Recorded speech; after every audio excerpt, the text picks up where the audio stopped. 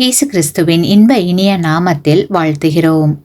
இன்றைய வேத வசனம், நான் உங்களில் அன்பாயிருக்கிறது போல நீங்களும் ஒருவரிலொருவர் அன்பாயிருக்க வேண்டும் என்பதே என்னுடைய கற்பனையாயிருக்கிறது. யோவான் 15ஆம் அதிகாரம் 12ஆம் வசனம். Today's Bible verse. This is my commandment, that you love one another as I have loved you.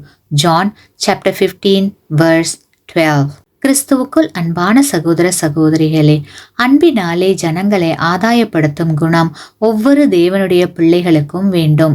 சுவிசேஷத்தை பிரசங்கிப்பது நம் எல்லோர் மேலும் விழுந்த கடமை. அதேபோல் அன்பை நாம் வாழும் இந்த உலகில் உள்ள அனைவரிடமும் வெளிப்படுத்துவது முக்கிய கடமையே.